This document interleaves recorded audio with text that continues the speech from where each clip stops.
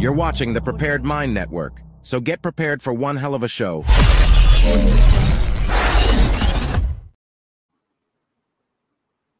I talked to a student recently at one of our woke college campuses who said she's required in every class to introduce herself and to give her pronouns. Well, I'm Ted Cruz, and my pronoun is kiss my ass.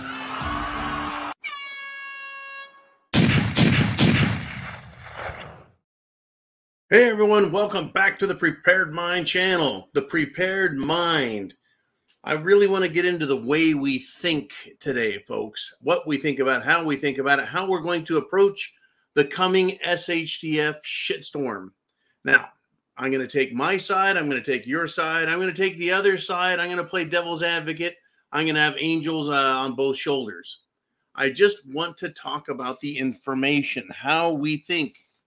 And the reason I'm bringing this up is we need to understand how others think. Once again, there's others on the macro, and then there's others in the micro. What is your world, the 10-mile radius around you? That's the world we need to understand the most. But we can see how people locally think by trying to understand how they think on a national and then global scale. There are numerous efforts, folks, to get involved in Israel, to get involved in Gaza. As Mr. T pointed out, the Queers for Palestine are making one hell of a point, right, to everyone that they couldn't be more stupid than that. Right? There is nothing and nobody in Gaza and Palestine that really gives two farts for queers. They just don't care. In fact, they would be one of the first targets if they had control. You know, there's people that are just they're becoming very how do we put this? Asshole-ish. People are becoming very one-sided, one-faceted. They're not thinking about these from different directions. I recommend that we try and look at things from all different directions. Come up with our own conclusions. That's fine. But try and think. We need to be able to think our way through the issues as well as survive with food, water, shelter, clothing, medicine, means of self-defense. So for the purposes of discussion, for the purposes of debate, for the purposes of argument, for the purposes of thinking, that is the point of this. And I'm having fun at it, though it's also scary as hell because these people out there are wackos. Now, let's start here. Emmanuel Macron, the president of France, this idiot has failed his peace mission. He got basically cast aside in Israel. We don't need you, Macron, right? We don't need you. But he's going to do instead after that. After basically getting slapped aside by Israel, Macron has decided to gather the religious leaders in France to combat anti-Semitism in the country. Anti-Semitism is not something Christian or Catholic. Anti-Semitism isn't something the Jews do because they're, some of them are Semites. So we know who the anti-Semites are. They're radical globalists who support radical jihad. So, do you think the anti-Semite leaders, religious leaders in France are going to come talk with Macron? I don't know. Let me ask you this. Does anyone doubt that what is happening is turning into a holy war? Is Christianity corrupt? Is Christianity divided? I say the answer is yes. And because the radical Islam people, they're pretty much united in their hatred for everyone else. Pretty much. Now, again, I want to make the point. Not all Jews are in charge of Israel making mean decisions. And not all Muslims are in on the anti-Semitic, anti-Christian, anti-this, anti-that, right? They're just not. We're hearing from the loudest and those with the most money, power that they've gathered. And I want everyone to understand, it is extremism that attracts to it. right? People with issues. People with issues, right? They see they need a charismatic leader, right? So they become followers. And we all know that cult followers will do anything up to and including killing themselves. Kind of like the Jim Jones juice drinkers. That's right. Those who follow Jim Jones down from America to French Guiana. That cult killed themselves. Let's see. Heaven's Gate cult killed themselves in Los Angeles. Lots of cults off themselves. It's very interesting business. Now, I'm going to switch gears on you just a little bit, but we're going to stay in with this holy war. What is good? What is bad? This morning I talked about good, evil. You know, those who are naturally evil, those who are ignorantly evil. You know, had some fun with that one. Had some fun, or I enjoyed engaging in the thought process. Again, we should have thought processes.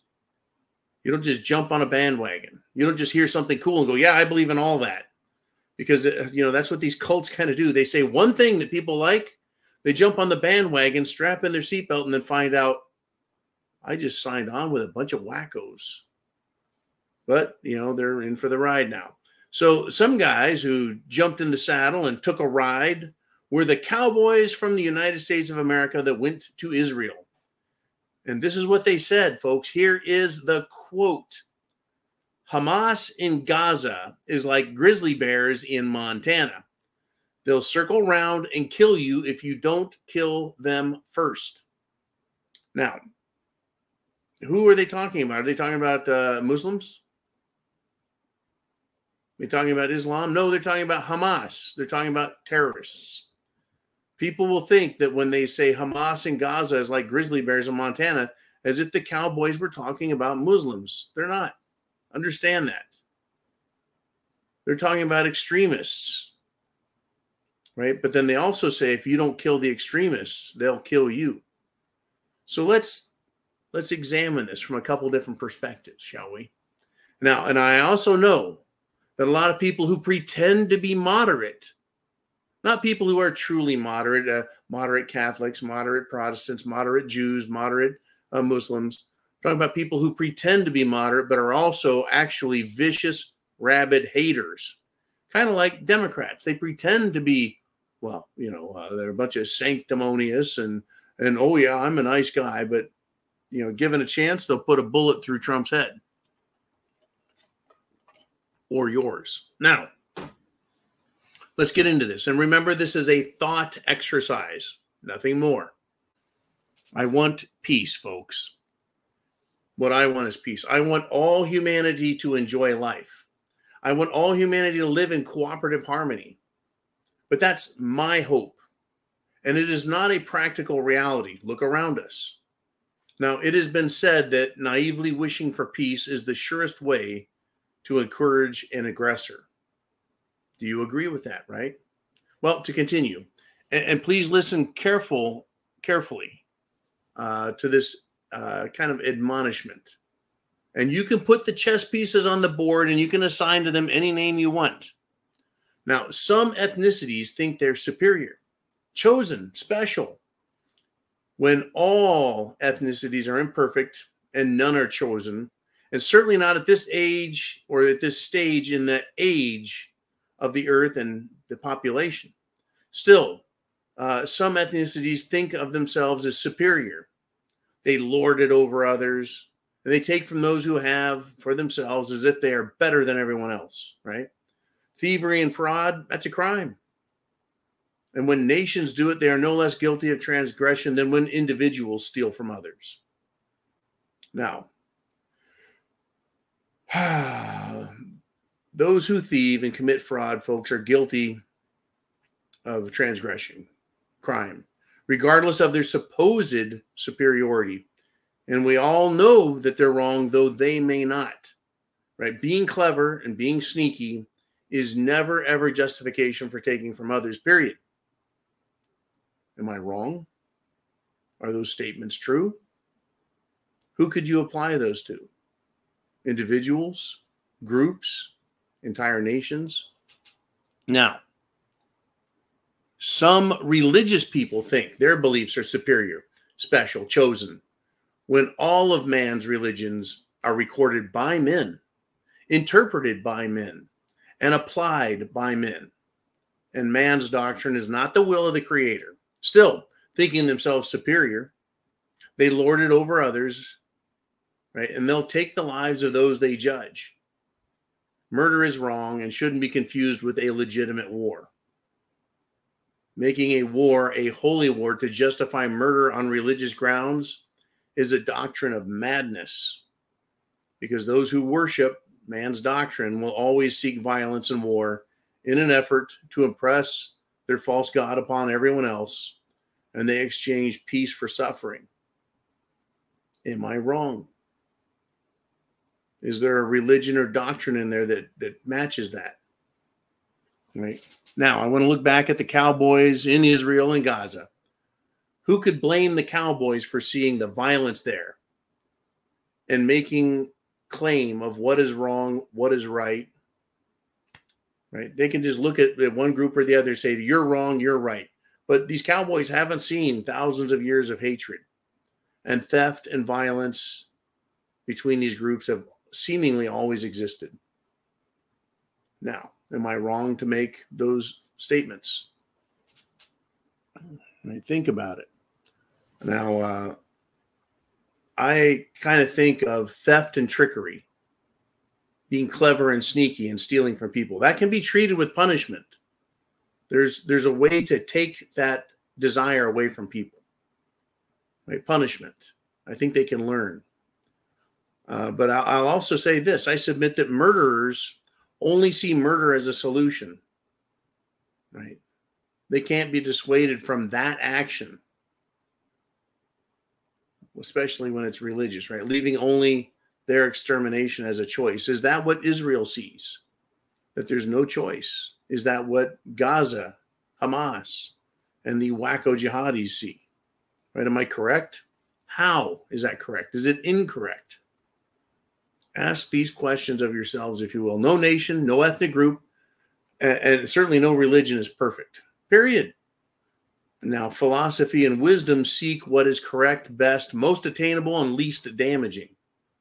Right?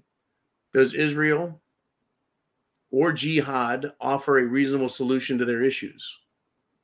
Right? If no, then is the answer that one must destroy the other and have no enemy left standing before it?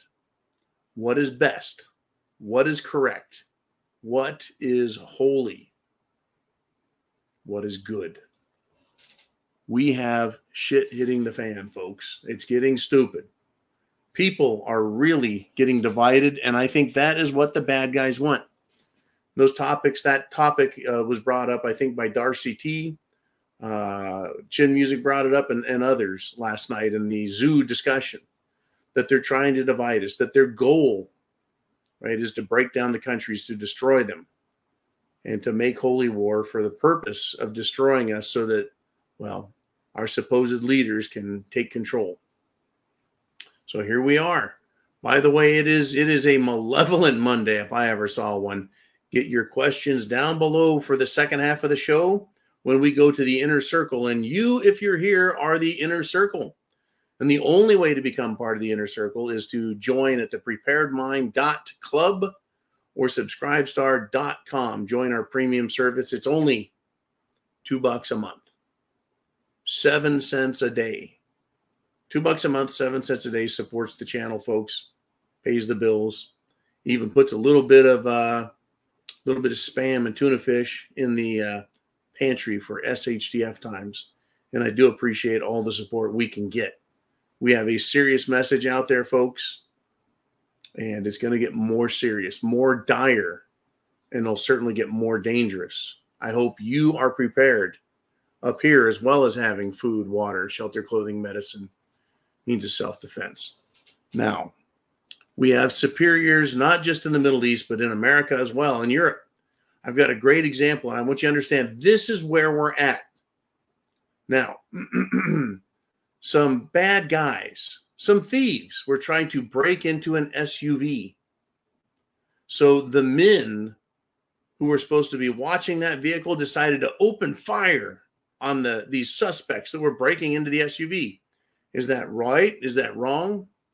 Well, if I tried shooting at somebody for breaking into my vehicle, I would be arrested. If I opened fire on somebody. Well, as it turns out, this vehicle was assigned to Biden's granddaughter, Hunter's daughter. And the people that opened fire on burglars were Secret Service agents because someone tried breaking into it while it was parked. So, I guess deadly force can be used to stop burglary as long as it's Biden's granddaughter. Now, what I want to know is what they were so interested in using deadly force to protect the vehicle from. Did they think that Hunter's daughter was going to get her crack pipe stolen? The one that Hunter got her for Christmas? Here we are, folks. Well, what if you weren't breaking into the car? What if you got too close to it? Can they open fire then? What if you're just 10 feet away and you look suspicious to the Secret Service? Can they blast the shit out of you? What if you openly say something about the Biden family when you're across the street from an SUV? What's the difference? Yeah, I know breaking in is a crime, but the Democrats also think, folks, that they're superior, that they're better, and that they're clever and sneaky. And folks, they are religious zealots. Their belief system, their zealotry is in line with some of the most evil regimes ever. Look at what they do. Look at what they promote. Look at how they hurt innocents. You can guess what their belief systems are, folks. And oh yeah, the Jeffrey Epstein files continue to show up in the news. People want to know who's on those planes. People want to know who's in the black book.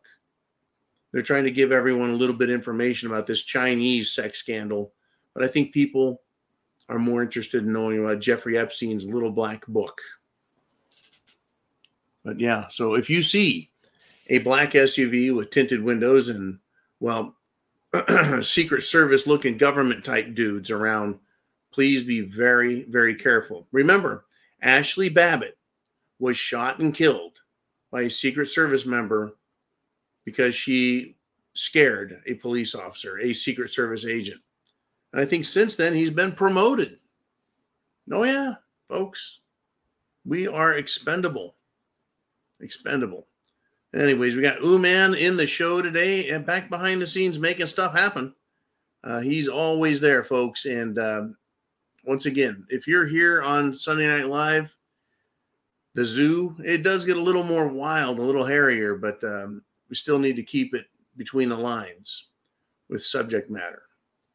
Right? I will talk about wackos, Antifa, BLM, and I'll talk about them. I'll talk about radical critical race theory. I'll talk about the bad guys, but I'm not going to step over the line and put myself in danger. Right? I'll make fun of the FBI. I'll criticize the FBI and the Biden family, but I'm not going to do something that gets me in trouble or gets me shot. Understand that. There's some people out there that think I should go way over the line. I'm not doing it. And I recommend being very careful. I recommend being very careful. Because a lot of people are taking everything way too seriously. Now, where do we go from here? I had a really good story. Not seeing it in my news. Not seeing it in my news feed that I sent around. I found this one quite interesting. Has to do with Antifa, in fact. Oh, yes. Yes, Joe Biden called Kamala Harris president again. And now they're going to release photos of the cocaine that was discovered in the White House. I wonder if anyone will be able to figure out where that cocaine came from. Oh, good golly. What a world, folks. What a world. And I got to Cerveza sneeze. Good golly. All right. Here we go. This is an important story, folks. I talked about wackos, extremists. You remember not too long ago, Antifa militants attacked a police training site in Atlanta, Georgia. They tried shooting at police, and the police ended up taking a lot of these guys down and arresting them. Well, Antifa is back. These militant morons are now protesting the Atlanta police training site. I find it fascinating that they would go back to the same place. The police ended up using tear gas, flashbang grenades to push back on Antifa.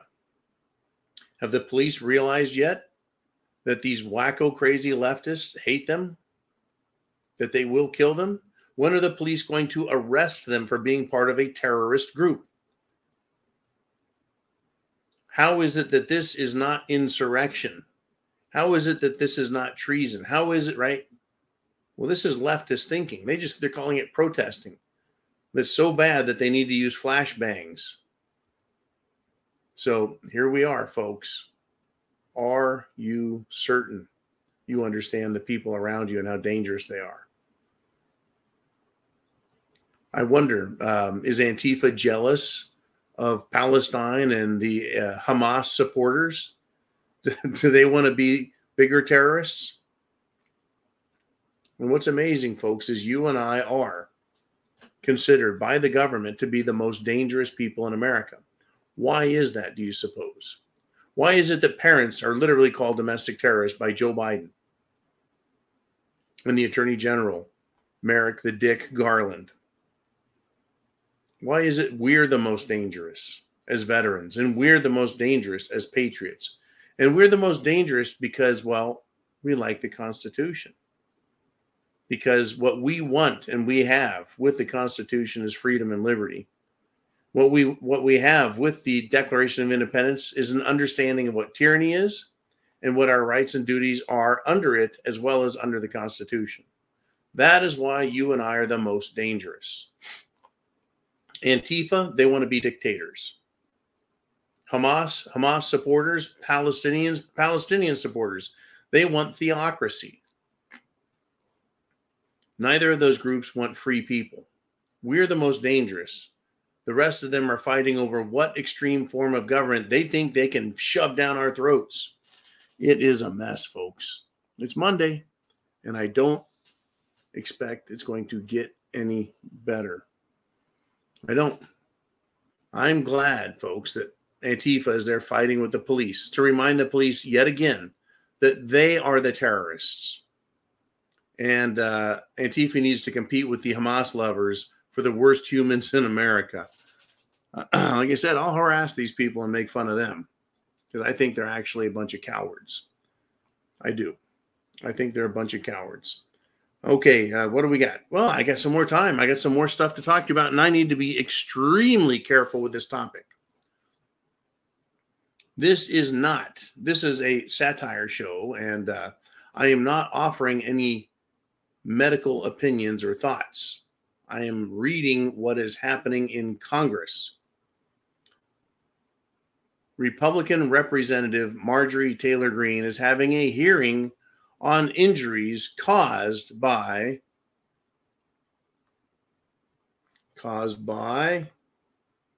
this stuff. That's right. That stuff right there. She's holding a hearing on injuries caused by that. You know what stuff I'm talking about now, right? Like I said, I've got to be very careful because now they have artificial intelligence trying to silence me. Now, who is she going to have at the hearing? She's going to have Dr. Malone, Dr. Biss, and a guy named Thomas Rentz. They're going to testify in Congress about this stuff right here and the dangers and injuries caused by it. Where do you think that's going, folks? Do you think that's going to change anything? Is it a distraction? Ask yourself, is this just a distraction? Is this an empty promise? Is this just to satisfy certain people? What do you think?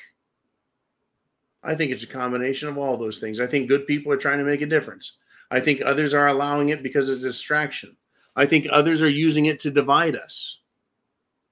I think the bad people are using it for bad and the good people are trying to use it for good. Right now, just right, a gun, a rifle, a shotgun can be used for both good or bad. These are tools, folks, and they're all being used against us. Understand that, right? Understand that. People on both sides of any argument are trying to get you to pick a side, right? Now, if they're good, that's great. If they're not and they're malevolent, well, they're bad. How do you know unless you form your own opinion based on, well, gathered information, intelligent thought?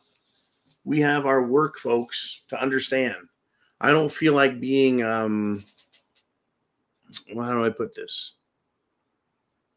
I don't feel like being deceived. And speaking of deceived, folks, the people of the world are being deceived into the benefits of central bank digital currencies. The banks want them. Why? We already have money. We already have things of value. We already have paper. We already have credit cards, checkbooks, debit cards. We have gold and silver if you want to go old school. Why do we need yet another form of currency? Why do we need central bank digital currency? Well, I tell you what. In Europe, they just took a giant step. The European Union, which has unelected bureaucrats making decisions for the people in each country. I mean, they're representing people, but they don't get to vote them out. Right? We got some problem. They've decided they're going to vote on digital identification in Europe. That's right. They're negotiating it right now. And where Europe goes, they're going to want to push America, except we don't have to. And understand that. Europe, Australia, China, other places have disarmed their people. Even Israel gave up their Second Amendment, or rather their God-given rights.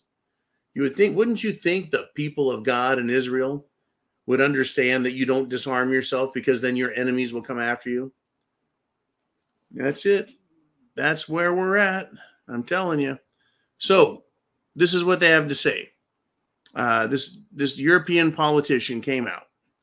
His name is Rob Roos, and he's a minister of parliament. He says, hey, very bad news. The European Parliament and member states just reached an agreement on introducing the digital identity, right? The European ID, electronic ID. Directly afterwards, he said, the European Union Commissioner Breton said, quote, now that we have a digital identity wallet, we have to put something in it. How fascinating. We have to put something in it. Right? Hey, it's like having pockets in your pants. You got to put something in it. It's like buying your spouse a purse. She's got to put something in it. This is what's going on, folks. Right? They want to give you an ID. Now, this claim that you have to put something in it is a suggestion, says Rob Roos, a connection between the central bank digital currency and the electronic ID. He says these people in Europe have ignored all the privacy experts and security specialists. They're pushing it all through. And this guy even says, look, I'm not optimistic, but it's not too late. Folks, I think it's too late. If they're pushing it, if they have the idea, then they're gonna push it down everyone's throat. That's my opinion. We don't have to accept it here in America, and we shouldn't. In fact, I think the state of Florida and maybe a couple others are trying to make it illegal. Now, the concern is a central bank digital currency that goes into an electronic wallet. Not only do you lose your privacy, but whoever controls, well, whether or not that wallet is open or closed, they can lock it down the same way PayPal can shut down your bank account, or any other bank can shut you down. If they start introducing central bank digital currency, they could get rid of regular currency poof. Now all you have is central bank digital currency, money that is owned by the bank, controlled by the bank. And they can say you cannot buy anything because you haven't gotten your Jim Jones juice. Or they could say you're not traveling anywhere because you don't have enough social credit. You're too much of an asshole, John. Right? They take a right and turn it into a privilege. That's what governments do, and central banks are private, not owned by the government. So we're going to go from the government to private corporations, because a bank is a corporation, telling you what you can and can't buy, what you can and can't do, and ultimately what you must believe. What you must believe. So when you say that, doesn't that sound a little bit like the sneaky, clever, thieving fraudsters I described earlier in? Well, you thought I was talking about an ethnic group? How about a business mentality that if they're sneaky enough and clever enough, they can steal from you and it's just fine. And then they can lord it over you and continue to control you with it. Or is that the same as a religious doctrine that they use to take from others and hurt others and destroy others? Funny how banks can do everything a religion can do and terrorism can do. What do you think? Absolutely. What do you think? Well, I caught myself early, and I want to get to the inner circle with you. Yes, I do. Let's do it.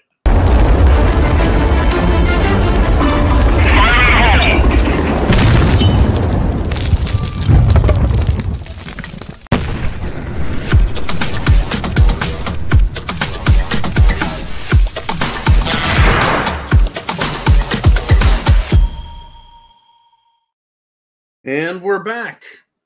Welcome back. It is now time for the inner circle. And you, if you're here live, and you know you're live, you get to ask questions, comments, thoughts. You can share your opinions, introduce new ideas, talk about history, the past, the ancient past. It is your show. And that's what I love to do on Monday through Friday, is just get down and see what you guys are interested in discussing. Mr. Uman, let's take a peek at what is happening around the world. Charles Gentry said, spot on, John. Yes, they have to have mass unrest in our streets so the United Nations can come in as peacekeepers. What is really going to surprise people is how many seem to just appear overnight. That'll be interesting. Now, there has been the threat of United Nations peacekeepers for decades, my entire life, in fact. The John Birch Society was created, I think, back in the 60s, maybe even older than that, before it became a national organization. It was considered a radical right-wing organization. The government kept files on the John Birch Society members and their meetings. And I've shared a very interesting story about a childhood friend of mine. He was kind of an uncle. And he said that when his daughter, who married an Air Force officer, he had to get a secret clearance. So they did a background check on him and his family, as well as his spouse and his spouse's family. So they looked at their files and they went back and discovered that my friend, right, the father of his spouse, this officer's spouse's father, my friend, attended a single John Birch Society meeting in the 70s. And the government knew about it, took note of it, put it in a piece of paper, in a file, and kept it there. So when they needed to look up this family and all the members of the family, they could see that that's what he did. That was back when they had paper and a manila folder and filing cabinets on every single American. How much more efficient do you think they are now? So anyways, back to the United Nations and their peacekeepers. What did we learn about them over the past 30 and 40 years? Well, that they're corrupt, that they run drugs, that they run prostitution, that they rape women, that they assault people, they steal from people. They're not peacekeepers. They wear the blue helmet and they drive, well, white vehicles and sometimes blue vehicles. United Nations peacekeepers have always been on the radar of the American patriot community. It would be very surprising, Charles Gentry, if we had massive unrest in our streets. Now, I think in New York, they want to involve the National Guard. They want to involve the National Guard to clean up their mess. Now, here's the one that gets me, is why would you need that? Why would you need that when Governor Newsom of California, that's right, gruesome Newsom, has admitted that, well, the state can clean up their problems and stop violence or whatever they want to anytime. He admitted today that he got the streets of San Francisco cleaned. All garbage and drugs. All homeless and tents. Streets are cleaned, shiny. He says he wanted to please Xi Jinping, communist ruler of China. And here is the quote from Governor Newsom. He said, quote, "That's true because it's true. They did it just to impress, just to please. Screw San Franciscans, screw Californians. Only communist leaders get a clean place to look at and walk. And Gavin Newsom, folks, is a communist kiss ass." Now, once again, if they want there to be civil unrest, who allows it? Think back to 2020, Summer of Love. The governors that are Democrats allowed it. The sheriffs that are Democrats allowed it. The mayors of cities allowed it. And the police officers, the police commissioners, the police chiefs in cities allowed it. They allowed the violence to continue the same way Charles Gentry is talking about having mass unrest in our streets. So they pit people against each other. They pit the Palestinians against the Jews. They try and pit the blacks against the whites. They try and pit country people versus city people, young people versus old people. However they can divide us and then make you hate someone else. That's what they want. Now, again, I know who the bad guys are and the good guys are in my world. And I know that I have a right to protect myself and my family and my neighbors, etc. And I'll do just that. I will not violate any law. But by golly, I'm not going to put up with that shit here. And I think in the great state of Florida and other southern areas, but especially in Florida, there's many sheriffs that seem to say things like, someone comes through your door, you just blow them away and blast them right back out the way they came in. Right? There's going to be a lot of that going on. But in northern cities and Democrat states especially, yeah, you would see peacekeepers. I wonder if peacekeepers are going to, well, travel into Southside Chicago. I wonder if they're going to head into Compton and Watts. I wonder if they're going to go into Seattle in the communist autonomous zone area, or Portland, where those freaks are. I wonder if those freaks will attack the United Nations. Will Antifa see the UN peacekeepers as tools of fascism? Because that's truly what they are, in fact, folks. They're just tools of fascism. But still, that's where they want to go. I think that's a part of it. That is one of the potentials or possibilities. So we need to keep our eyes open, Mr. Gentry. I think we all need to do that. So, Mr. Uman, let us continue. Who wants to step up next? Who has something to say? Uman himself. He says, the identity politics of this religious stuff is ridiculous. The insert your favorite group of to hate. It's the Jews, or it's the Muslims, or it's the whites, or it's the Russians, or it's the Ukrainians, or it's the Native Americans, or it's those kooky Hawaiians, right? It's them, right? It's the bad people that can't differentiate actions of governments and radicals between the actions of people. These same people don't point the fingers at themselves when someone from their group does something bad. In other words, yeah, there's some radical jihadis, but that doesn't make all Muslims bad. There's some thieving, rotten, shitty businessmen, who are of Jewish descent, Jewish practice, but that doesn't make all Jews bad. There are a lot of Germans out there, you know. Some of them might be, you know, descended from Nazis, but that doesn't make all Germans bad. Right? When you say it's the Germans and you go after them. Right? I get frustrated with the Swiss. Damn Swiss always pretending to be neutral. You can't be neutral. Pick a fucking side, right? So we play that game. And then you get mad at them because, well, the Swiss always seem to do just fine. Nobody could attack Switzerland because all of the rich people are hiding their gold there. And when all the fighting is done, they all want to get their gold back. That's how that works, folks. That's why Switzerland gets to be neutral. Anyways, Uman's right. The same people don't point their fingers at themselves when someone from their group does something bad. And I like to criticize everybody. Like I said, I'll criticize Trump. He's done lots of things where he's messed up. He's also done good things. We're tired of voting for, however, the lesser of two evils. But is there a pure person to vote for? You see, that's also a game. Everything, folks, when it's an either or, it's a logical fallacy saying this is your choice or this is your choice. Pick one.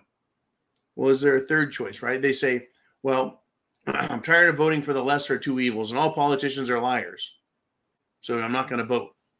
Okay. Well, I would rather have someone who is only 5% fucked up rather than 95% fucked up. Right? If I put a number on it, 5%, that ain't so bad. Right? Well, it's still the lesser of two evils. They're still 5% fucked up. Well, now I've thought about it. Well, think about it, right? It's going to be a mess, folks. There's no easy way out of this now. We've gone down that road an awful long ways. And now we're here. Right now we're here. It coulda, shoulda, woulda.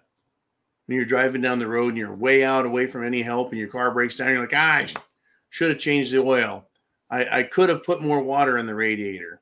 I needed to get more fuel. Now you're broke down and now you're dealing with SHTF. That's where we're at. We're dealing with that type of shit now. The whole system's going to break down. It's going to be in the middle of a place you don't want to be. Are you prepared? Mr. Uman, where do we want to go next? Uman says, anyone will always be someone's lesser or greater of evils. That's true. There is no perfection, folks. But there are a number of people I think are nearly 100% evil. I mean, is that true? Can that be true? Let's play the game, shall we? Out of all the Republican candidates, who is the least evil? I don't know. Let's pick someone. Pick someone, Oliver. Who's the least evil? He's raising his hand. I don't know.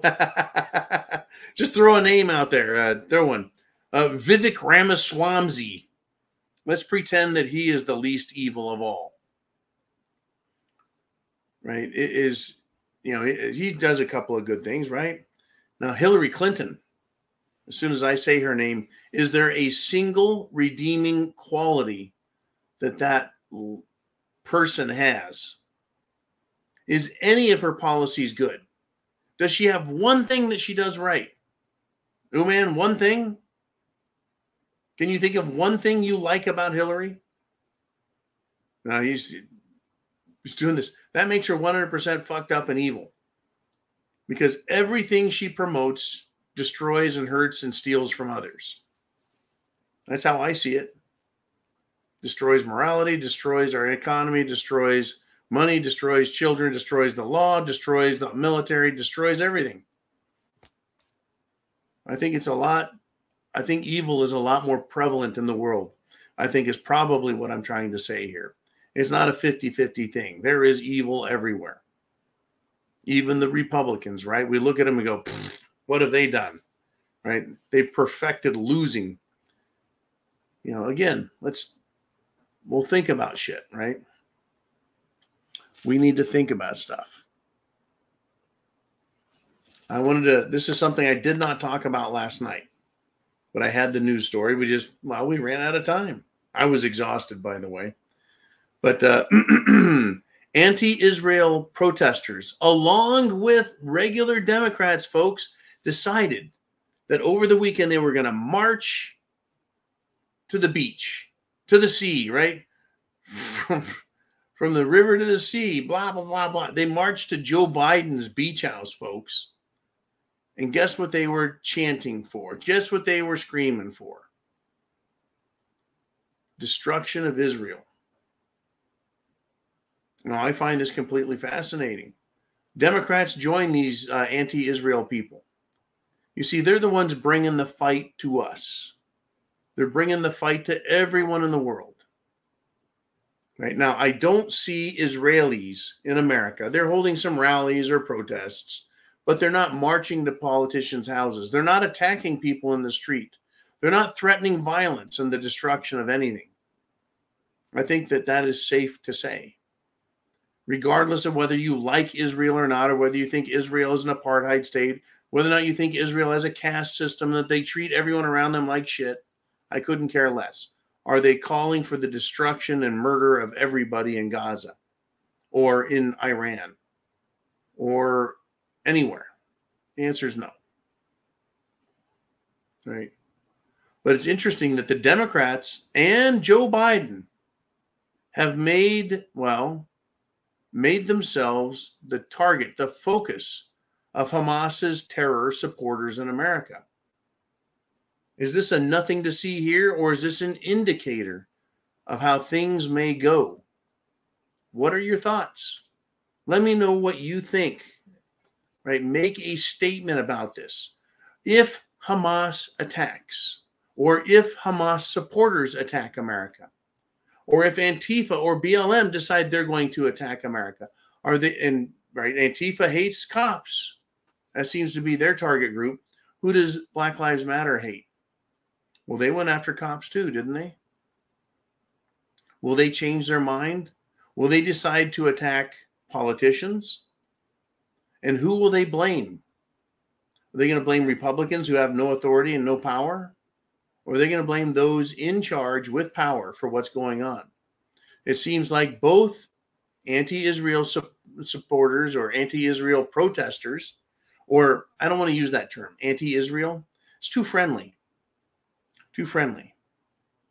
Because we know that the Hamas people, that the pro-Palestinians are actually not just anti-Israel, but they're destroy Israel, murder Israel, wipe Israel off the face of the earth. Those people are pretty violent, and they have Democrats marching with them. The Democrats are turning on themselves. What do you think? Should we just sit back, grab a beer, grab a soda and some popcorn and watch what they do? Or will they come after us, the people? Right? Who are they going to go after first? These questions are important, folks. I don't feel like they're going to come to my town in the South. I think that they would find that to be a very large mistake.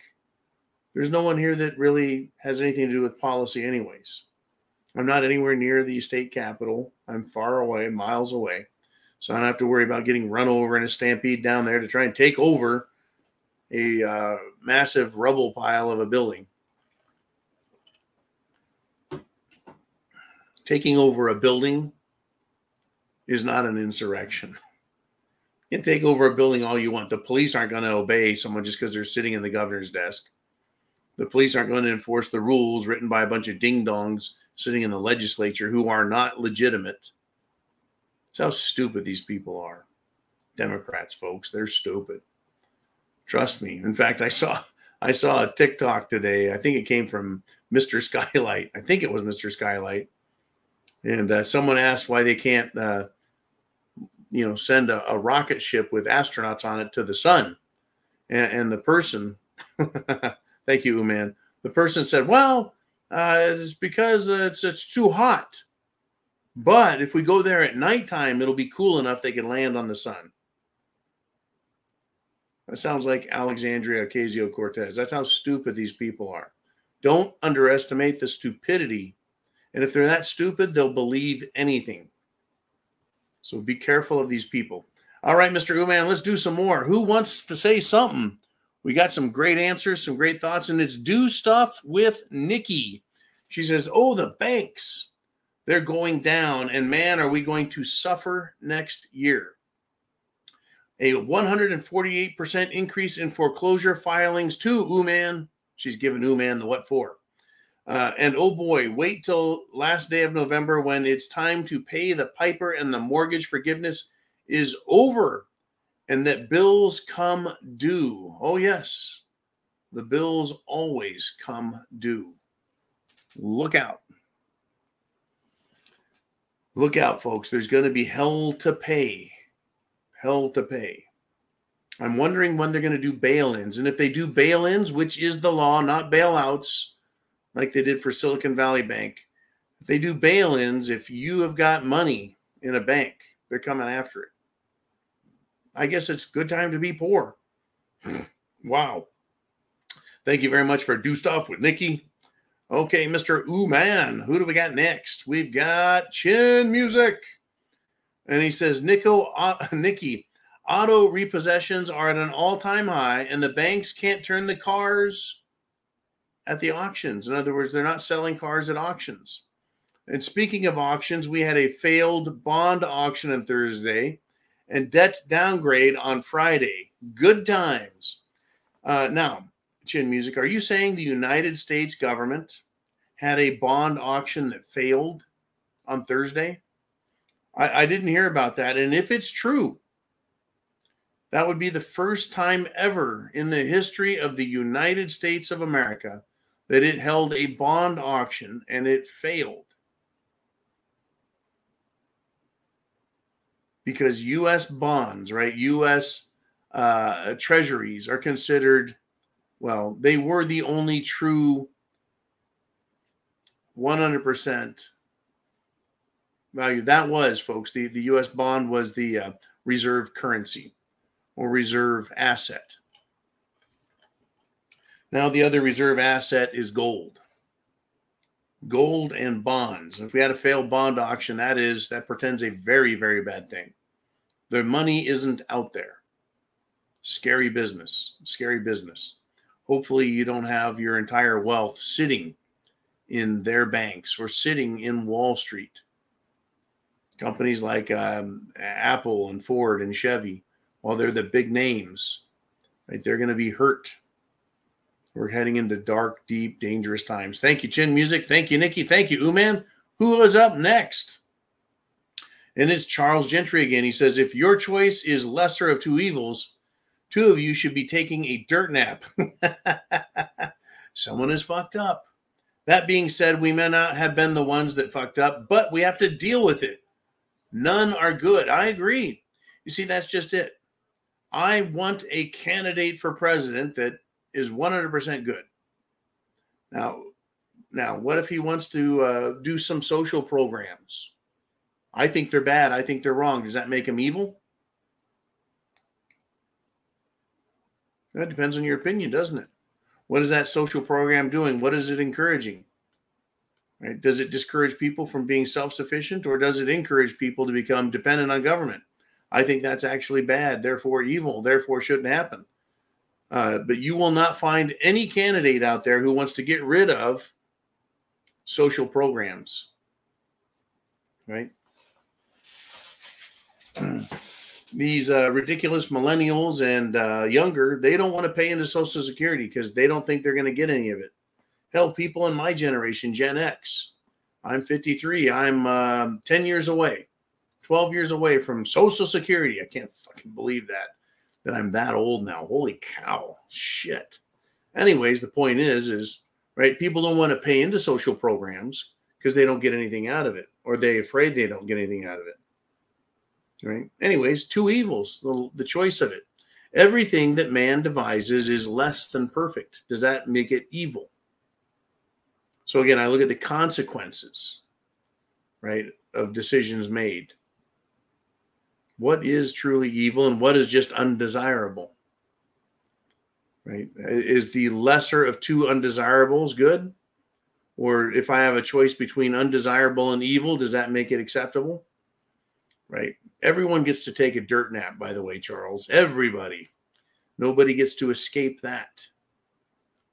Right? The question is how did you live your life? And did you live it like a man, or did you live it like a coward hiding? We're going to find out. Right? There's going to come a time when we all get to find out what we're made of, and our mettle will be tested. Let's find out. It's coming. We don't have any choice. The malevolence out there is going to be very bad. Okay, very good comments. Thank you again, Charles, for always participating. I appreciate your thoughts and ideas you throw at me to bounce them off and to bring them into a wider discussion. Mr. Uman, what do we have next? Who do we have next? What is the topic? And it's Charles Gentry again. This is a quote from Apocrypha Sirach 28:18. I'll tell you what, I don't know what the Apocrypha Sirach is. I know that there's the Dead Sea Scrolls, and there's a lot of apocryphal material there. And then there's also the Nag Hammadi texts, and those are apocryphal, or rather extra canonical. And then there's also all of the books of the Bible that were discarded at the Council of Nicaea, excluded from the canonized book.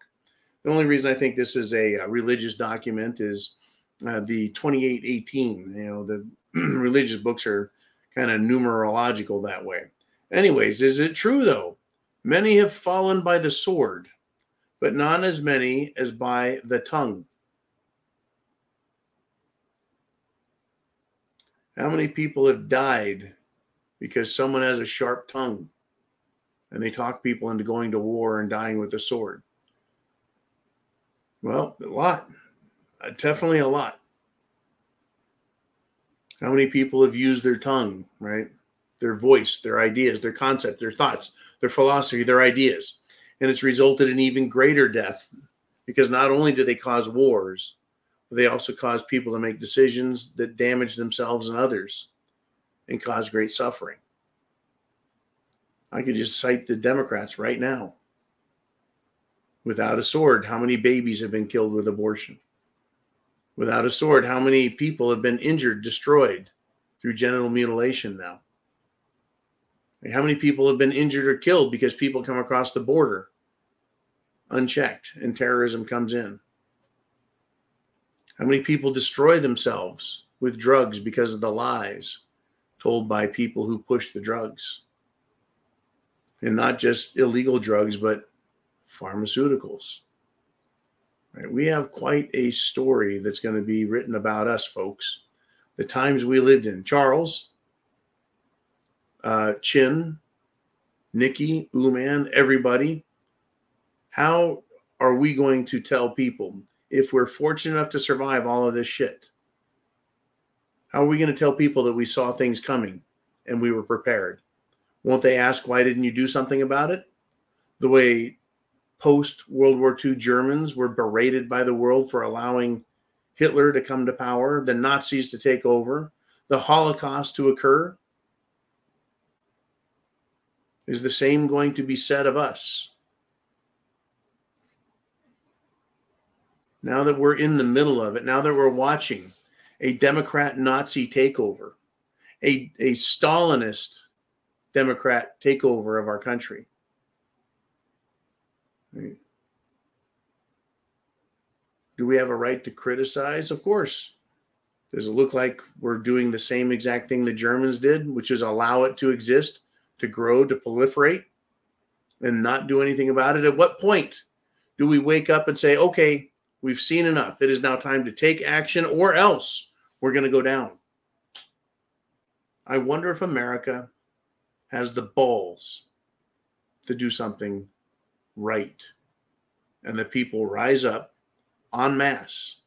Well, I'll tell you what, folks, in Spain, people have shown up in all the major cities in the tens of thousands to protest what's going on with Catalonia.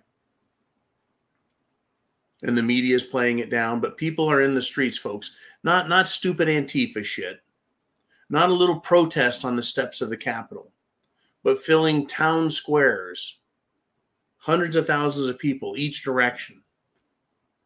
Right? If a football stadium holds 50,000 people to 100,000 people, then you can see that many people in these streets.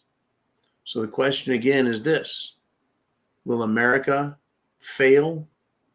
Will we stand up? Right? Yeah, so many people die by the sword. How many people will live? Right? Because they used their tongue. They spoke truth and then took action and refused to lay down and to fall to the sword of evil.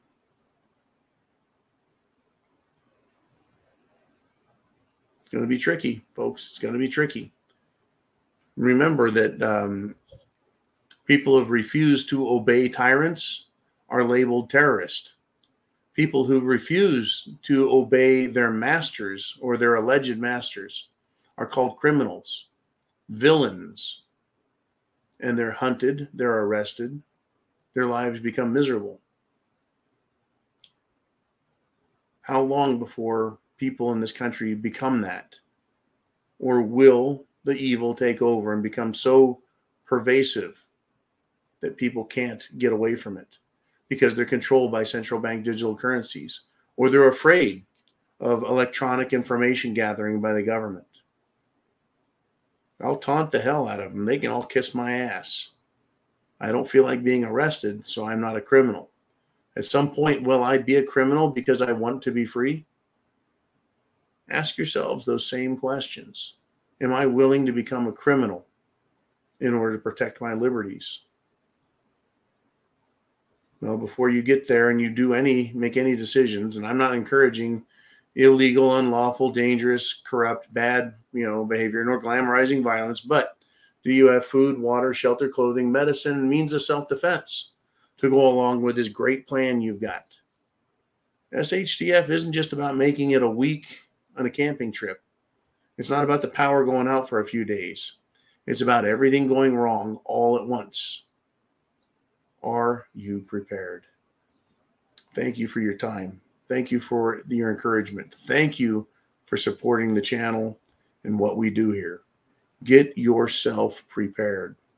It's going to get ugly.